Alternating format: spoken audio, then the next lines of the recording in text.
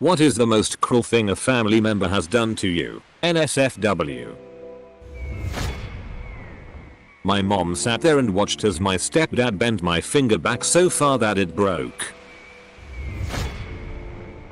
My in-laws went behind our back to our wedding caterer and changed the head count from 150 to 90 to get a discounted rate. And pocketed the refunded cash. My parents were the ones that paid the caterer in the first place. So they were essentially stealing from my parents. They then proceeded to take half the food and hide it in their car before the reception, leaving us with enough food for about 50 people. We had at least 150. I didn't eat at my own wedding reception. Edit. I didn't expect this to blow up. The amount of money they pocketed was less than $500. My parents decided, and I agree, that it wasn't worth it to confront them. They're going to be my in-laws forever. I just know now not to trust or rely on them. Edit 2. Mylin's beard. Thanks for the gold. I was actually starting to feel kinda crummy from all the flack I'm catching from this comment. Last edit. Whoa. I really didn't think I'd end up having to defend myself this hard. To clarify, because I'm being asked the same questions multiple times. My husband is not blissfully unaware that his family is nuts. Our wedding was just one debacle on a long list. He's had a strained relationship with his family his whole life. Also, all of this happened over 4 years ago. So for me, it's water under the bridge now. I'm not a pushover. Nor are my parents. I definitely do not let my in-laws walk all over our marriage. I learned from this crappy experience. In reference to the caterer. He was a friend of my in-laws. He cut us a good deal. My mom gave my in-laws $500 to pay the caterer. My mother-in-law told him the head count was down to about 90. Instead of the head count I gave him, which was 150. He reduced his rate and gave my mother-in-law the difference. Though I don't know exactly how much. As for the food they swiped, they used it the following day for a get-together with family they had visiting from out of town for the wedding. I wasn't present for this. We were on our honeymoon. It wasn't until months later that all of this nonsense was revealed to me. I hope this clears things up a bit. My time to effin' shine. You all ready? Because this is FKed up. My daddy was a drug addict. Dad didn't want kids. I guess he loved me. But he didn't want another kid. I was 4. A lot of this is repressed, hard to remember. So bear with me. All I remember is sitting on the bed with dad before she was born. Staring at the ceiling. Watching the ceiling fan. I remember the dark shadows it cast on the already dark room. He was saying things. Like, you'll have to share your room. You'll have to share your toys. You'll have to share your mom. Basically giving me 100 reasons to not want a sister. I learned to hate her before she was born. When she was, he convinced me to smother her with a pillow. This part is murky. But even with every try, mom was able to intervene before it was too late. It got to the point I couldn't be in the same room. Because my own father conditioned me to hate her with all my life. Asterisk. Mom got us out of there and we moved cross country. I had to go through a ton of therapy. Eventually got diagnosed with depression. I'm getting better. I've learned to love my sister. It took 14 years to just tolerate her. She doesn't know. I hope she never finds out. I hope she looks back and passed off the choking her and screaming at her as childhood play. Life is FKed up. Some things shouldn't happen. I look back and wonder where I would be if he had succeeded. Maybe foster care. In the news. Under a new name. One of those 60-minute segments. The toddler who murdered her baby sister. Where is she now? Asterisk. Feel free to AMA. It helps to talk. Edit. A really FKed up part of this is I feel sorry for that man. His life is worthless now. He brought himself back together. But if anything, he's a broken vase sloppily put together with crazy glue. He doesn't work and lives with his mom. His own daughters, who he now realizes he wants to have a relationship with, have cut off ties with him. He's a broken man. And I feel sorry for him. But I can never call him dad and truly mean it. Oh boy. Crack out a throwaway. My parents both had severe mental health conditions. They should never have been allowed to breed. And certainly not with each other. My mother beat, tortured and neglected me for years. People always ask why I wasn't removed. And I don't know the answer to that question. She let men have sex with me from about 4 years old, that I can remember, in exchange for drug money. She once locked me under the house for 4 days. One time, my pet mouse died and she forced me to bite into it. She cut the soles of my feet with a Stanley knife and put salt inside my socks on the day of a sporting carnival at school.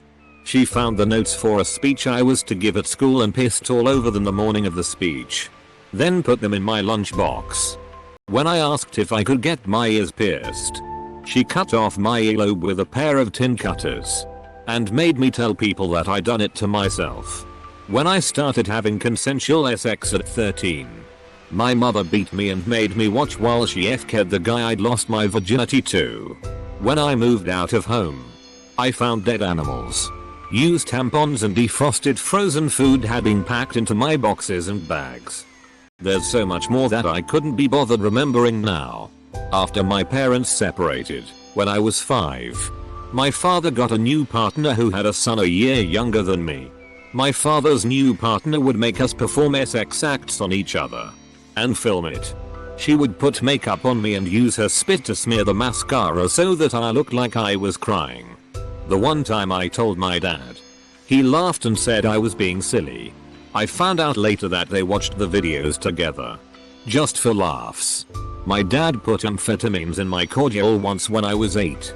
And laughed hysterically while I tried to climb out the window when I thought I was being chased.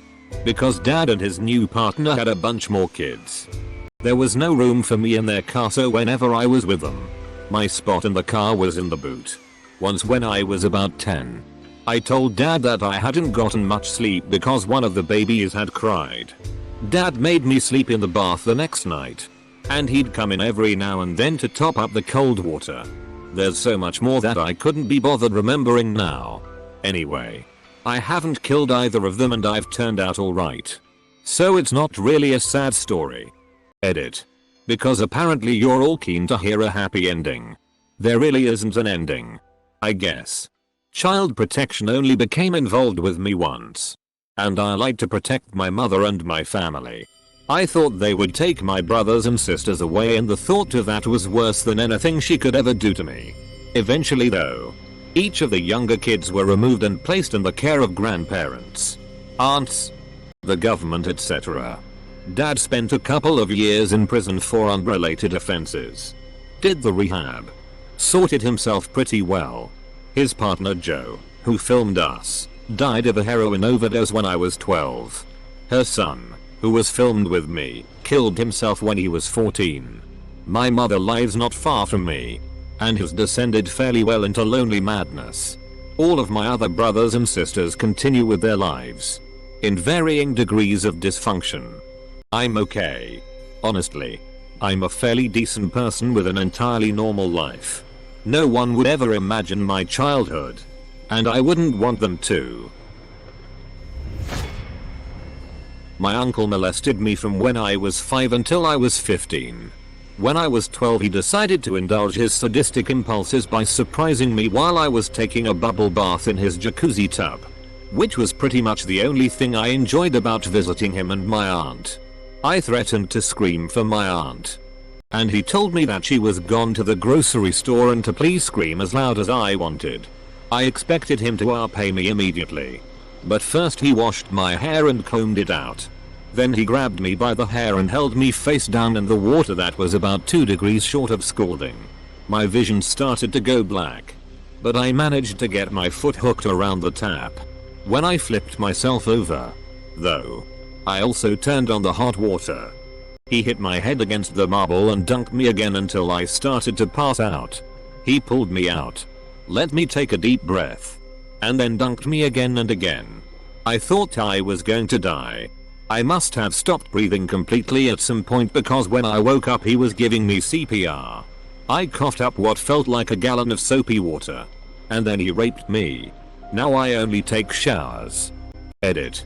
I pulled out an old journal entry I wrote on the subject. I remembered a few details wrong. Here's the whole story. Second edit. Thanks for the gold and all the kind comments and PMs. If anything good could possibly come out of what happened to me, I hope it's this. Parents, talk to your kids about sexual abuse while they're young. It is entirely possible to tell them if anyone ever makes you feel uncomfortable. Talk to mommy or daddy and nobody can touch you without your permission, and talk about how their swimsuit areas especially are off limits without scarring everyone involved for life. And even if it is horribly awkward, better that than letting this happen to your kid. There's tons of literature available to help you talk about stuff like this. I don't mean to make everyone paranoid, but my parents trusted my uncle 100%. He does not look like a pedophile. He wears business suits and owns a huge house in the suburbs and has a beautiful wife. He and my aunt were listed on their will as my legal guardians. And if my parents had died, I would have been with him 24/7. As it was, I only saw him about 6 times a year and it was bad enough. My parents thought they'd fostered an open line of communication with me. I talked to them all through my childhood and adolescence about being bullied and not having many friends and my shyness. They knew I struggled off and on with depression, but they blamed it on the deaths of my maternal grandparents and never took me to a therapist. They sent me to private school and paid for dance lessons and piano lessons. They saw that I loved books and I was a teacher's pet and I made straight A's. And they thought they were doing everything right. But they never once addressed the issue of sex or sexual abuse with me until it was too late. Please don't make the same mistake. Third edit. Thanks for all the sweet messages and advice. But I swear, my life isn't as awful as it seems. I have a few supportive friends, and even though I'm somewhat isolated at the moment, I have 3 awesome cats who make me smile every day. I love doing crafts I find on Pinterest and I'm involved in animal rescue. And both of those have done wonders for my mood and self-esteem. My job outlook is kind of meh at the moment because of my health, but I am by no means giving up. My mom and I foster cats for several rescues. I'm taking time off to get my shit together, but I plan to go to grad school next fall to become a speech pathologist. Here, have some pics of my cats. http imgur, s, because this thread is too damn dark. Oh. And thanks for all the kind offers to shoot my uncle's kneecaps, castrate him, and leave him gagged in an isolated place to bleed to death. But I think I'll pass. 3. My parents have never told me they love me. Not once. I am 32 years old. Edit. Reddit gold. Thank you, kind stranger. I will pay it forward someday. Edit. More gold. I don't know what to do with it, but I promise I will use my forces for good. Thank you. Another edit. More gold? Thank you. I can die happy now. Close bracket. Edit. Thank you for even more Reddit gold. Thank you everyone. I have tried to respond to each I love you, but I am overwhelmed. I love you all too. Probably not sending me to counseling after seeing my father murder my mother with a shotgun. And then there was the whole spending the life insurance on frivolous shit like my cousin's pilot's license. So I don't really like people now. Edit. Thank you for the kindness. Oh man. Tons. Ruining my credit by signing up for every credit offer that came in the mail then not paying. Introducing me to people as the band fag. Beating me with her fist.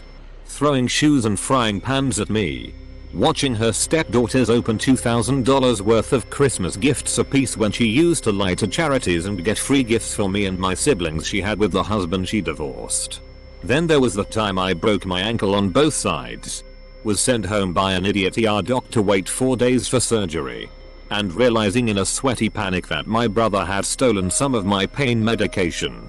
He was on the interstate going back home with my mom. And when I called her about it, she defended him. Fuck those narcissistic addicts. I was 8 or 9. Over at dad's place with little brother, 5 or 6. Parents were starting their 10-year divorce process. which was a whole different nightmare. Anyway, we're building some Canucks or Lego train set. And it's not turning out like it's supposed to because my dad refuses to follow the directions. He insists that he can figure it out on his own. I, being only 8, didn't know well enough to let it go. And kept insisting he was doing it wrong. The directions said differently. He picked me up by the neck. My dad is 6 feet 8 inches. Carried me across his condo and threw me across the bedroom onto the bed. When my little brother ran to call the police, he ripped the phone out of the wall. This was 1995. No cell phones. Just thinking about it makes my legs shake a bit. Edit. Whoa. I did not expect this to get so much attention here. I'm going to attempt to reply to all of you when I get time. I'm on lunch at work right now, so now is not the time. I have seen a lot of you, to my surprise, who seem to defend my dad, so I want to make a few things clear. This was not an isolated incident. This is one of my earliest memories of my father and the first example that sprang to mind when I saw the thread. He had similar attitudes in everyday life. If we were running late, which was always because of him, and he slammed his finger in the door, he would grab me and shake me screaming, "Look what you made me do." If he got mad driving us somewhere, he would floor it up to 80 then slam on the brakes. He always had an attitude that he was never at fault, no matter the situation. I'm not at all trying to claim I have the worst parents in the world. So all you one-uppers, for lack of a better term, saying your dad did worse, or he doesn't sound that bad. I'm sure plenty of you have parents who were 100x worse than my dad. He never broke mine or my brother's bones. Never drank. But living with him was to be in constant anxiety. He would randomly blow up at nothing. If our corgi was barking, he would kick her across the room. She turned out the most f-ked up in our family. If he was mad over a football game, NASCAR race, he would take it out by screaming at us over made up things. This isn't a contest for who had the most f-ked up family. No family is perfect. If they were, it would be kind of creepy. But we turned out okay. I just got back from living in New Zealand and Australia for a total of 5 years. Working full time at Whole Foods and putting myself through school. My brother is working for himself doing wedding photography and slacklining. Our mom remarried to a guy who was a better father to us than our dad ever could be. My dad lives somewhere in Texas now, I think. He remarried to some woman with a daughter. So I technically have stepsister. And I hope she was able to stay away from my father. Just a final edit. Though I doubt anyone will see this now. Some of you messaged me saying you would do the same thing to your kids in the situation. That's fine. You can raise your kids how you like. Just know this. I'll be 27 this coming May. I honestly, even after thinking about it, can't remember if the last time I saw my dad was 2006 or 2007. And I'm 100% okay with that. And this wasn't seeing him as in living with him. These were like meeting 2-3 times a year for lunch or dinner. So you do whatever you want with your kids. But do you really want that kind of relationship with your kids when they grow up? Or rather, no relationship at all? When I was 9 years old, my mother sent me on an airplane alone to live with my father on a wretched island in South America. I contracted a skin infection that spread everywhere below my waist called impetigo. My father wanted to get back at my mother for leaving him, so he told me it was mosquito bites and not to worry. When the infection had progressed and completely covered my legs with sores, I was unable to walk to the clinic. I was forced to suffer immobilized while lines of ants ate scabs from my legs for a little over a month. A homeless man was snooping near the house and criticized my father and had the church send a nun to bring me to the clinic, where they said it was the worst common infection they had seen and was easily treated with antibiotics. The worst part of the story is that my father's cousin was a doctor who lived 10 minutes away in the village, which I found out years later from my mother, who had taken me to his cousin when I was a baby for the exact same malady. My wife's stepdad called her a stupid drunken WH-ray and a disgrace to her family at our wedding reception, because she wouldn't let him walk her down the aisle. I paid for our wedding, and told her it was her call. I beat him with a fire poker. Edit. Maybe some backstory. He had been her stepdad for maybe 3 years at this time. He did ruin our wedding. This wasn't the only thing he had said that day. It was the final straw. Yelling out "you bought the cow now" during our vows was a bit inappropriate. Telling my mother she should have had an abortion instead of having me. Little things like that. Also, it was the first of 2 fire poker beatings. He didn't call the cops the first time. The second time he did. But that's another story. I know. No reason to smack him 3 times with a fire poker. But FCK him. He had it coming. Oh. And he's not going to show up here. Not unless the prison is letting him use the internet. But I doubt it. Since he's doing 30 years for producing child porn. I actually should have killed him. My mom thought that the Bible justified her allowing my father to abuse me for the 16 years of my life that they were married. She thought that because the Bible said a wife is to honor her husband, that it meant she wasn't allowed to interfere with any discipline my father had for me or my older brother. Never once stepped in and stopped him. Even the time he had me against the wall by my throat. Or the time he beat my brother because he stopped my dad from hitting me in the head with the metal end of a lead rope. She just stood watching with a blank face while my dad beat me over the head with the lead rope. And then beat my brother for interfering in my discipline. The worst part was that when she would discipline us, it was never physical because she felt bad hitting us. She told me that in her eyes, physical discipline wouldn't get her anywhere with regards to us respecting her. Yet because God said she had to honor her husband, my dad was justified in physically abusing me for 16 years. And my brother for 17. Throwaway account. My mother hired someone to kill me when I was 18. My dad passed away 5-ish months prior. So obviously her and I, only child, were pretty emotionally FK'd up. She collected a large life insurance policy and had plans on moving away and starting a new life. In my dad's will, he knew what was coming and planned ahead. He specified that part of the insurance money would be used to pay for my college. My mom decided that wasn't going to happen. And somehow talked her new druggy boyfriend into killing me. So, on F-King prom night, I'm in my tux and getting ready to drive to my girlfriend's house to take pictures and take a limo from there with a few other couples. My mom tells me at the last minute that she had a florist put together a small rose arrangement for my girlfriend. And I'd have to pick them up on the way. Great. No biggie. I have plenty of time to stop there on the way. This is where my memory gets a bit fuzzy. I get to the florist, and they have no idea what I'm talking about. So I walk outside to call my mom and make sure I'm at the right place. I get in the car and close the door. Start clicking through the contact list to get to her number, back in the old Nokia days. And then I wake up in the hospital. The rest of these details were pieced together by detectives from witnesses, camera footage, etc.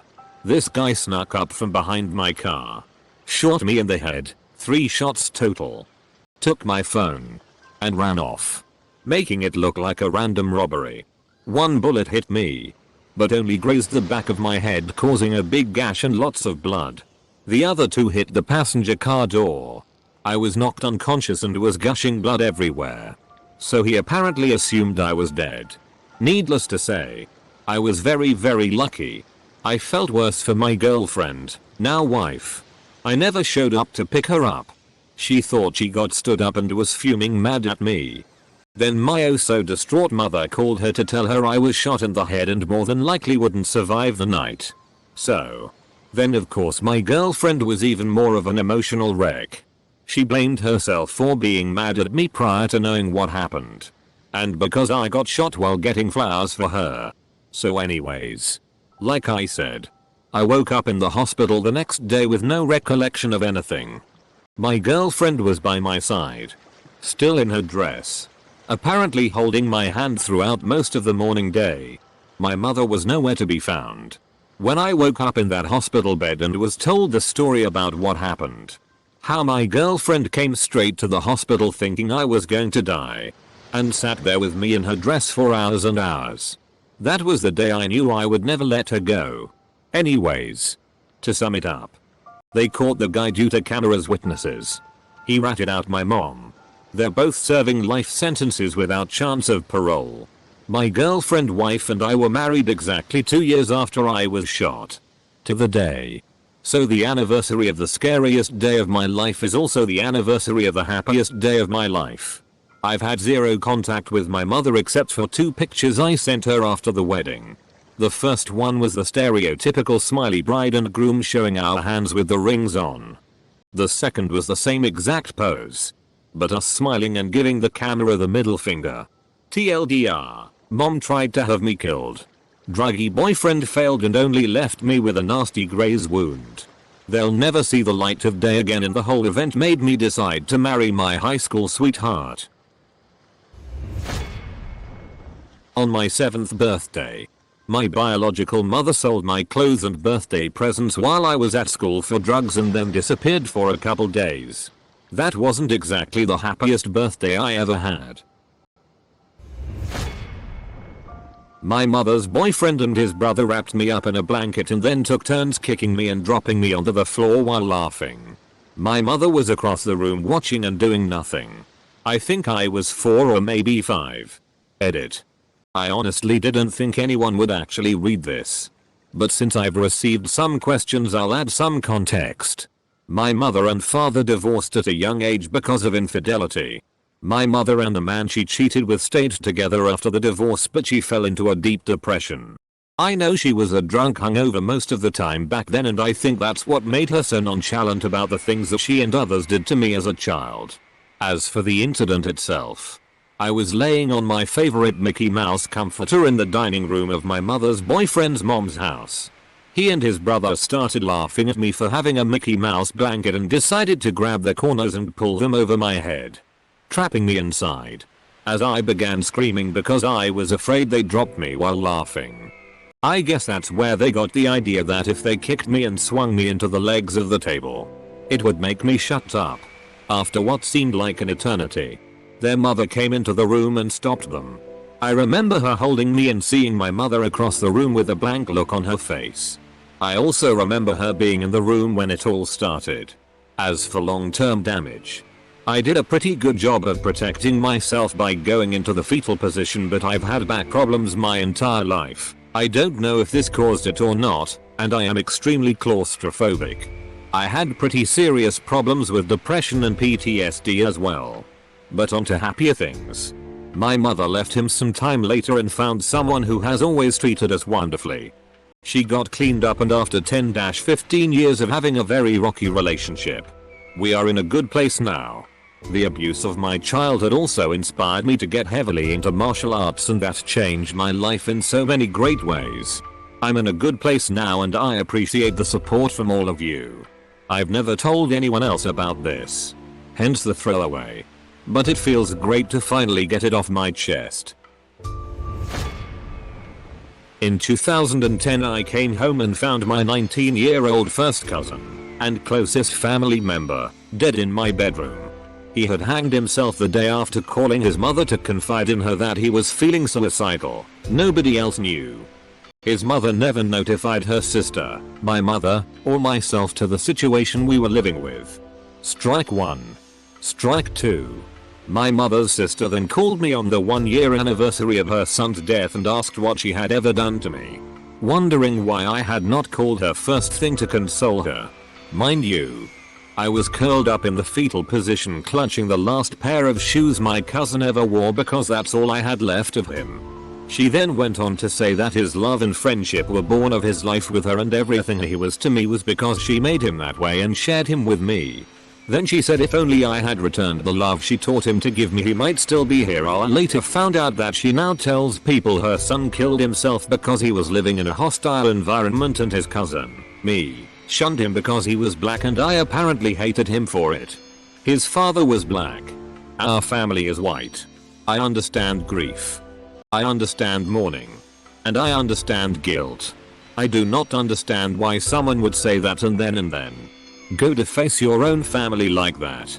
As far as I am concerned, my mother is now an only child, and the 2 children that are left are orphans that sometimes visit my Grammy while I am visiting. Edit.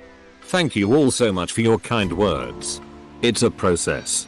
And the first step was cutting out the poison. This time of year is not easy. I don't think it ever will be. It helps, though, that people I've never met are willing to wish me well and send thoughts of love is truly meaningful. You all helped to remind me to think of the happy and not the mad. When I was 10, my cousin gave me a cup of wasabi telling me it was green tea ice cream. The first spoonful did not end well. My sister went to college. Told us about every day, every class she went to, this hard test, this person she met. Grades come out. She didn't attend a single day. Took $15,000 out of her college account and vanished for months. Just started playing FFXI.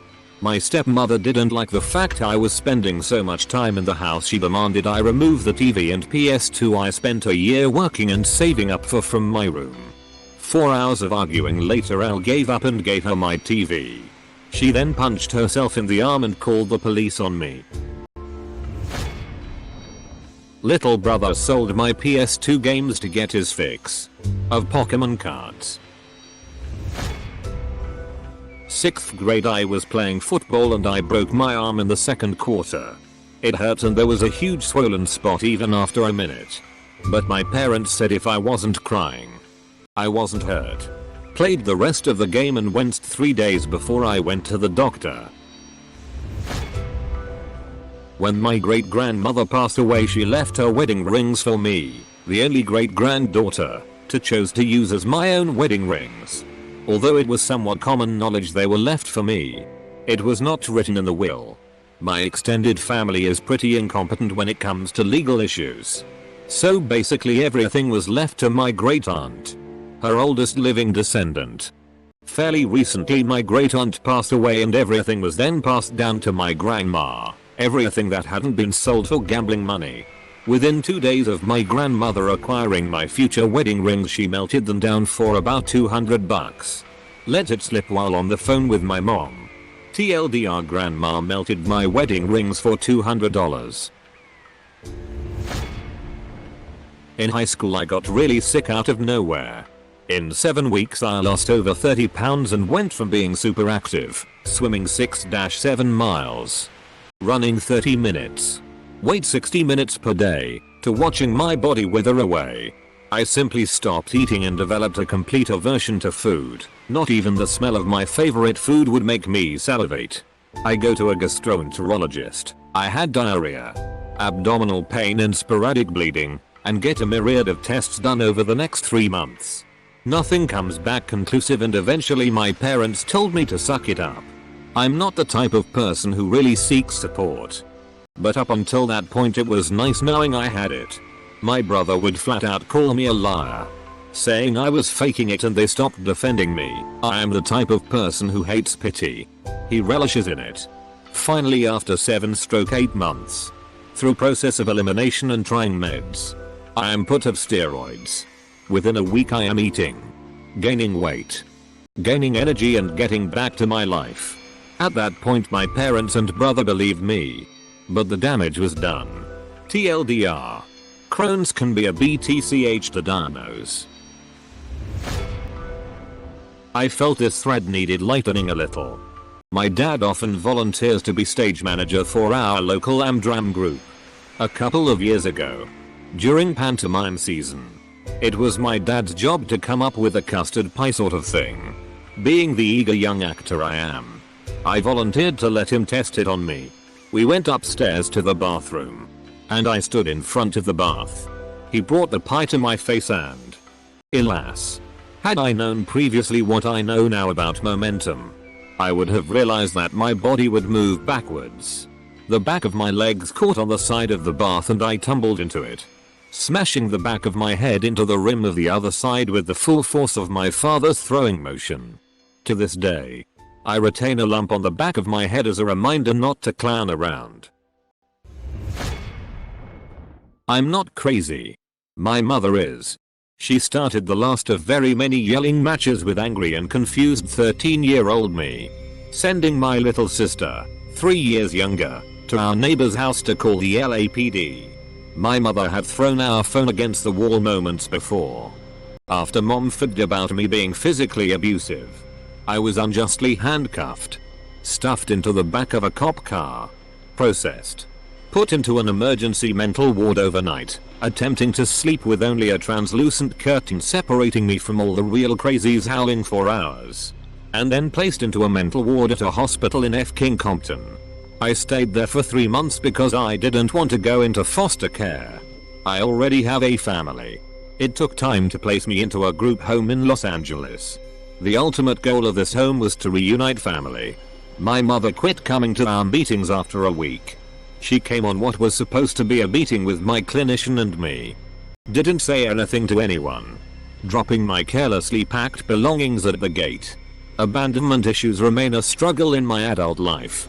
TLDR. My crazy yet convincing mother lied to the police in order to get rid of me, giving me away to the state of California at age 13. Till that people are shit.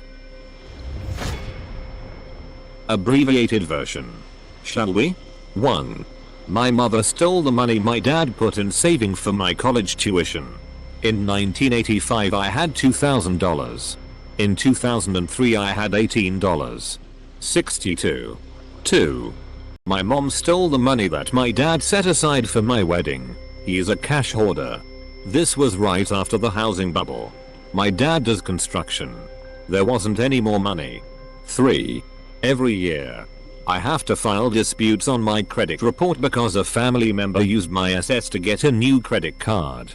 Offenders thus far have been both parents, my sister, and a cousin. 4. Related to number 3. The credit card that I started my business with suddenly found my dad on it and the balance went from $8K last month to $17K this month. Thanks. Family. Edit. A word. My sister-in-law grew up in a seriously jacked up family. When she was about 10, her dad, who hadn't given her a gift for years, showed up on Christmas with his new girlfriend and a car full of gifts for her and her siblings. They had an amazing day together, and thought for a while that their dad had really changed. He drove his girlfriend home and returned to the house and told the kids, "Pick one gift you want to keep. I'm taking the rest back to the store. Hey, you have to make a good impression on the ladies. Right?" Double quote. I knew instantly when I met my girlfriend that I was going to marry her. Half of my family lives across the country, and they always wanted to meet my girlfriends growing up. I told them I wouldn't bring a girl with me to meet them until I was going to get married. Fast forward. I bring my amazing girlfriend to meet them and they proceed to talk shitty and treat her horribly. After the trip, my grandfather called me and told me I was lazy, a loser, and proceeded to rip me to shreds. Even worse, he told me they hated my girlfriend and would never welcome her back. My grandfather is a stone-cold World War II vet who became very wealthy in the liquor industry. I spent my entire life looking up to him and trying to make him proud. I can't possibly convey how crushed I was. I ended up using this as motivation. Got a large scholarship to attend law school, and moved to Chicago with my beautiful girlfriend. Currently working, going to school and saving up to marry the love of my life. Follow your heart, people. Life is too short to be unhappy and too short to spend wasting time on negative people who don't support you and what you want. When we were young, my sister and I delivered buyer's guides to our town. We took care of everything. We would go with our parents to pick them up, but we would be the ones to load and unload them from the car. We would insert them individually into bags and even walked everywhere around town to deliver them using the front to back sacks on our shoulders. Anyways, we did this for a while in order to raise the money for the trampoline that our parents said we would have to earn the money for. When it came time to buy one, my mom used the money to buy herself a computer, which we were not allowed to use, and we never got our trampoline. We had been delivering papers for so long that I'm sure we paid for it entirely. We just had no real concept of how much money we were making or how much a trampoline had cost. I have never forgotten or forgiven this. My dad hung me over a third-floor balcony when he was drunk. I was 13 years old. He was having a party and thankfully someone had the common sense to pull me back over before he dropped me. I know I'm late to the show and this will be buried. Foreground. When I was 5 I finally met my dad because I kept bugging my mom about who he was. My brother had a dad but he wasn't my dad, so I wanted to know about mine. After I met him I would visit on occasion but I never really loved going there. In fact I even remember not wanting to go once when he had driven 3 hours to come get me. After about 2 years I forcibly go to live with him and things went from bad to worse in less than a year. I went from the middle child of 5 with a single mom to an only child overnight. The story. The first time I got in trouble was when I was 7, almost right after I moved in. I had some sort of insignificant bracelet my mom had got me but my dad evil stepmother wouldn't let me wear. One time I took it with me in my sock when I went somewhere with my babysitter.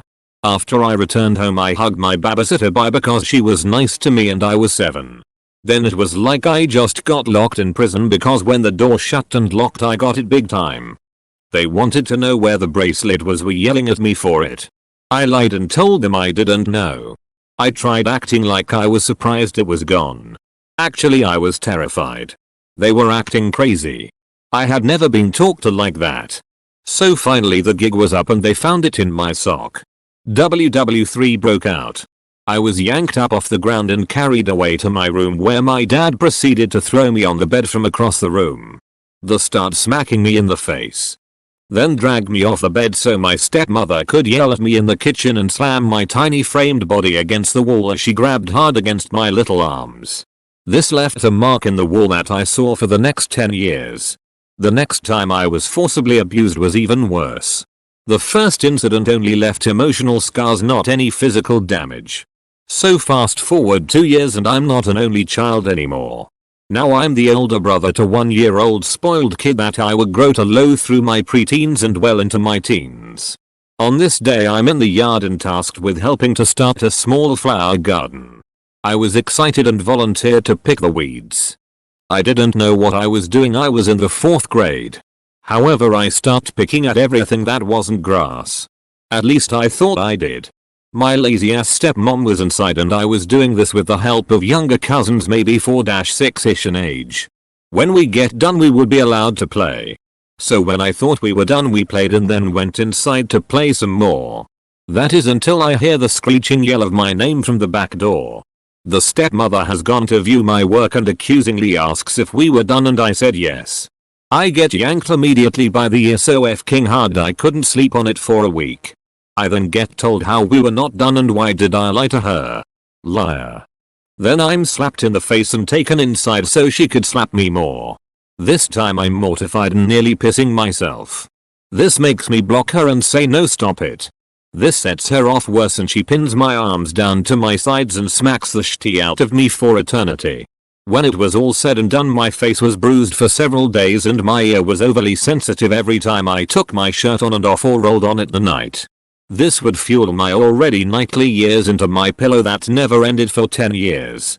So I finally worked up the courage to tell my mom after this incident, vowing to myself that I didn't want to go back. I told her everything I could. A few weeks later someone called my stepmom from DCF and she was questioned but nothing ever happened. What did happen however was that I was ridiculed and hated because she swore to God if I ever for anything to get her son taken away from her she would basically beat me senseless. I lived there till I was 17. Edit. I didn't realize how much I wrote. I did this on my mobile. Edit 2. Thanks for the feedback. I truly expected 3 people to pay attention. So truly thanks. Edit 3. These other posts are crazy and it just goes to show how f***ed up humanity is. It's crazy. When my dad died, my grandmother, his mom, was always there for us. She was so sweet and kind and fun to visit with. Then, when my mom started seeing someone new, My grandmother stopped talking to us. She never sent birthday or graduation cards. And wouldn't return my phone calls. Eventually, my mom married the guy and I haven't heard from my grandma in 2 years now. I doubt I ever will. My mentally unstable sister tried killing me. More than once. When we were younger. My dad and stepmom stole the $25,000 that was supposed to be split among me and my 3 other siblings for child support and bought the stepwench a new car and a computer. Dad told all of us that we weren't allowed to speak to my mom for almost 5 years. She was in rehab because he would H to jail. He then tried endlessly to force us to hate her. But it backfired and we ended up hating him because the court said he should let us talk to her and see a therapist. Dad held my sister hostage at gunpoint when she was 10. The SWAT teams were called and to this day he hasn't apologized to her. She is now 27 and has terrible anger and commitment problems. Stepmom called me fat and disgusting since I was 8. I am now 21. She would buy pants 7 sizes too small for my days and Christmas gifts, and when I cried she said maybe I should lose some weight. There's a lot more, but My father died a few years ago.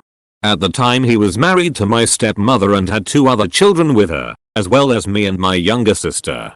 Dad was the best father I could ask for. But was oblivious to what a horrible woman my stepmother was. When Dad was at work, my stepmom would leave my sister and I at home and tell us she's taking my stepbrother and sister out for family day. We were 10 and 7 at the time and spent most weekends home alone all day. This is just an example of what she was like constantly. She basically told us all T1 we weren't her real family. Anyway, when my father passed away he had about $1.5 million life insurance left for us. $500,000 was for his wife and then rest was to be split evenly for us 4 kids until we were 25. Somehow my stepmom figured out some loophole and claimed all the money for herself and her 2 kids. We tried to fight it in court but were told we had no legal rights. I live with mum now, which is great. I'm happy not to see that horrible woman. But with that comes the loss of my brother and sister. I've missed out on seeing them grow up and being a part of their lives. My brother turned 10 in April. That was the last time I've seen them. TLDR evil stepmother.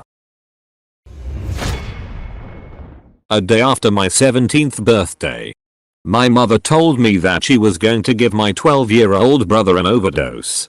Then give herself one. She did. Both overdoses were fatal.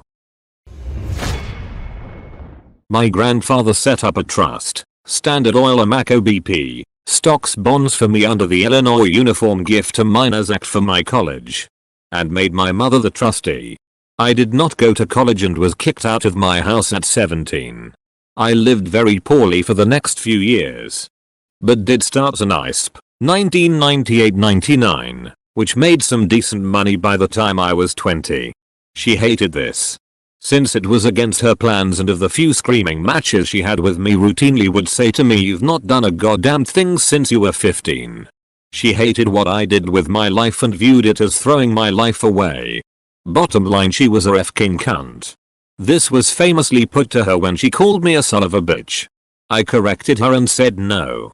You're wrong. It's son of a cunt." She would demand I give her my money when I earned it from consulting etc from 12-16 or so. Her favorite way to get the upper hand was to accelerate the car, with me in the passenger's seat. And then stop and let me hit the dash with my face. Since I was too big to beat. Anyways. There was about $35k in the account and I was turning 21, so I'd have control of it. Say my birthday is the 22nd of July, not using my real B-day on Reddit. She called the broker on the 17th of July. Sold all the stock and transferred the proceed to her account. Leaving about 17 cents in the trust account. I called the broker as he would not speak to me. Simply said he'd comply with a subpoena if given one. Dude was a total dick. So I called the police and made a police report. But the state's attorney said it was a civil matter. I never got my money and that useless CNT got away with grand theft. Suing was not an option, as when she and my father got divorced for the second time, It took 2 trials. First was a mistrial. 9 years. And over 300k in legal fees to get it done. I did not have the money to fight her, and while I might get some of it back, then I'd have to collect. And it was not worth it. I've not spoken to her since 2005. And I know it's absolute torture for her to not know anything about my life. Her desire to be in control. And not knowing anything about my life for the last 12 years is my way of extracting vengeance on her. I've had to sever all ties with my family too. There is only 3 or 4 of them really since my uncle died. As they have taken her side, she's the one that runs their lives. The best revenge is a life well lived. My parents were killed in a car accident when I was young. Due to the circumstances of the accident, there was a lawsuit filed. An 18-wheeler was speeding and was unable to stop and rear-ended my parents' car. For those in the Houston, TX area. I'm sure you've seen Smith and Hassler law commercials. The Hassler is my uncle and had my grandparents, his parents, fire their lawyer and hire him instead. He, along with another family lawyer, my father's side, and a law guardian, because my sister and I were minors, the case was easily won. Now, how my uncle was able to convince his parents to hire him. He promised to waive his pay. At the close of the case, he said he needed the money to help with his firm, but that he would pay my sister and myself the money when we turned 18. I'm 36 and have never received anything. Now, I say that because of the lawsuit I do not need the money, and the money is not the issue. My problem is that a family member took advantage of the death for their own gain. TLDR. Uncle took lawyer's place in wrongful death of family member, promising to not accept pay. Took pay and never mentions anything about in 25 years. My daughter woke me up by sticking her tongue in my nostril. She had a cold,